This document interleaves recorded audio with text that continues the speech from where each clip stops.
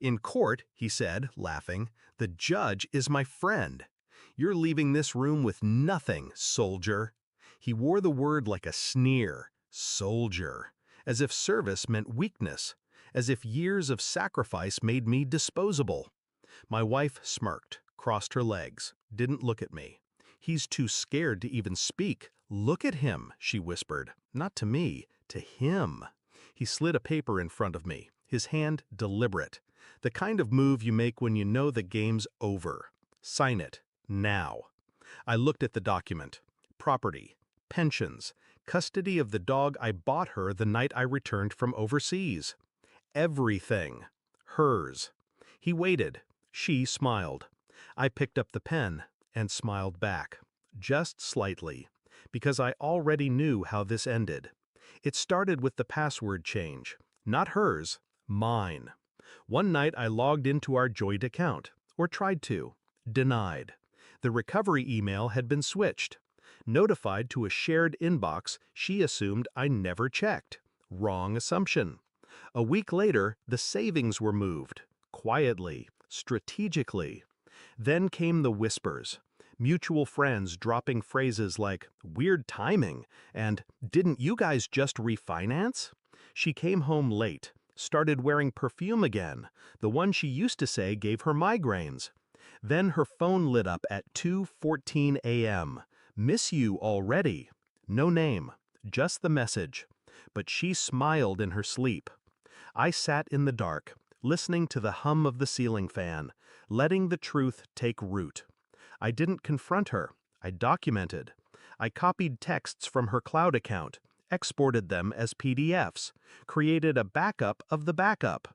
Calls, voicemails, calendar invites to lunch meetings that never made it to her work schedule.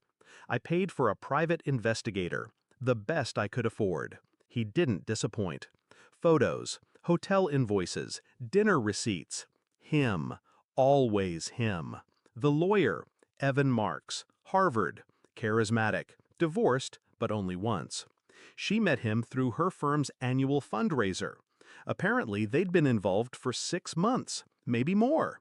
She planned everything, right down to filing first. Divorce, false claims of mental instability, even a protective order preemptively filed in case he lashes out. She was building a narrative, and I was supposed to be the silent ex-soldier unraveling. I let her believe it.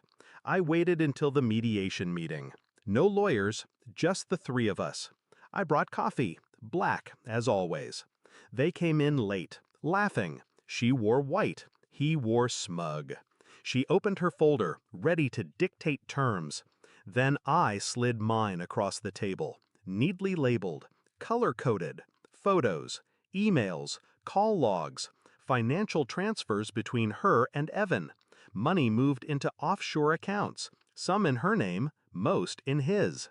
The silence that followed stretched like wire between us.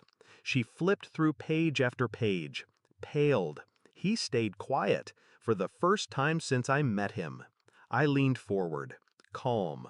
You should have known, I said. I don't fight with fists anymore. Court was public, so was the fallout. The evidence submitted sealed the outcome. Fraud, perjury, conspiracy. She lost the house, the car, the savings. He lost his license. The judge, the one he called friend, recused himself. Too late to save them. I didn't scream, didn't gloat, just sat there while the court-appointed attorney read the ruling. Afterward, she followed me to the parking lot. You planned this, she hissed. You let me walk into it. I turned, met her eyes for the first time in months. No, I said. You ran into it. And then I left her there. White dress, ruined face, mascara bleeding into silence. There's peace in knowing someone's true nature. It strips away illusion, frees you. She was the lesson I never wanted, but needed. Love, trust, forgiveness, they only mean something if they're not weapons. She used them all like knives. And I learned how to bleed quietly. That's the thing about people like her. They think silence means weakness.